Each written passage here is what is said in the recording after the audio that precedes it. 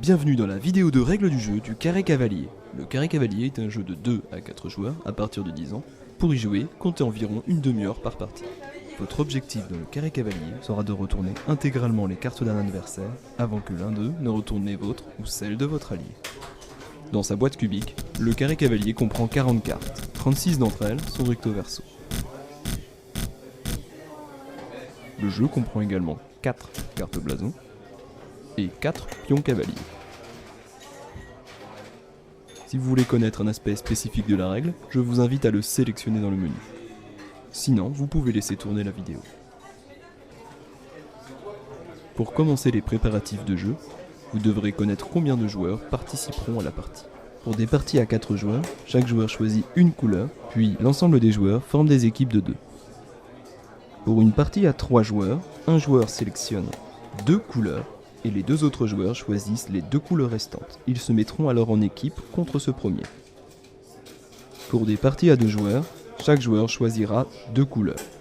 Une fois les équipes composées, chaque joueur d'une même équipe s'assoit côte à côte. Ils joueront donc l'un après l'autre.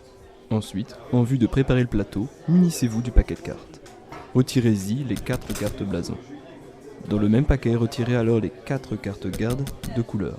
Imaginez alors au milieu des joueurs un carré de 6 x 6 cartes. Vous placerez les gardes colorés dans chaque angle de votre futur carré.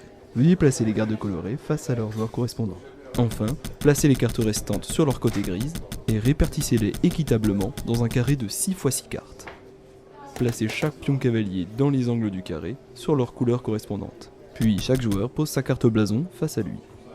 Pour positionner les cartes grises dans le carré cavalier, nous vous proposons 3 situations de base. Enchaînement libre, régulière ou tour à tour. À vous ensuite d'inventer des situations de cartes comme vous le désirez. Une fois le jeu installé, la partie peut alors commencer. Le dernier joueur à être monté à cheval commence la partie. Le tour d'un joueur se divise en 2 phases, la phase d'action et la phase de déplacement. Pour commencer, durant sa phase d'action, le joueur doit retourner une carte grise ou colorée, touchant un angle ou un côté avec une carte de sa couleur. La carte sur laquelle est posé votre pion est de votre couleur. Dans le cas présent, les cartes retournables par le joueur orange sont les suivantes.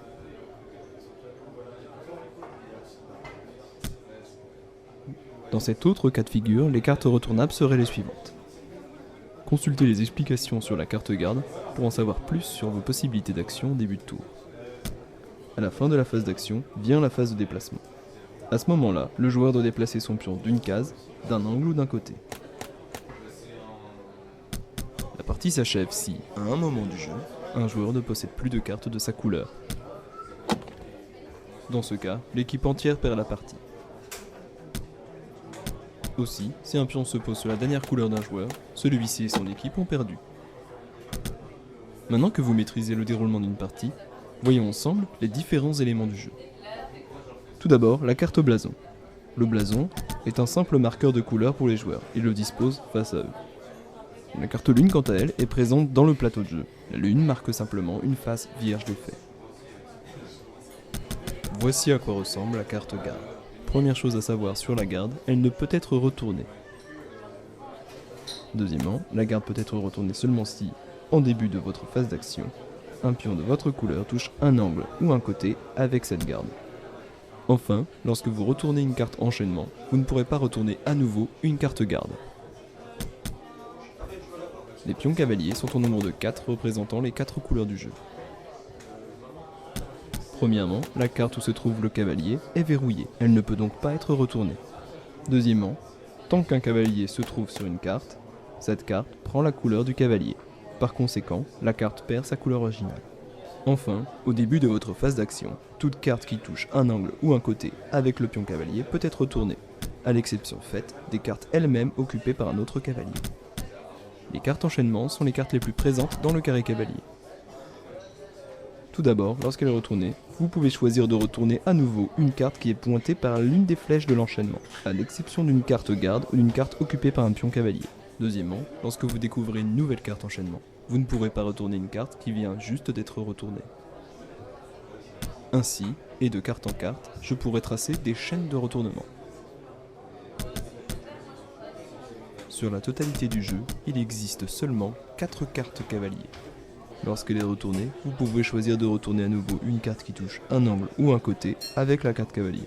sauf une carte garde, une carte occupée par un pion cavalier.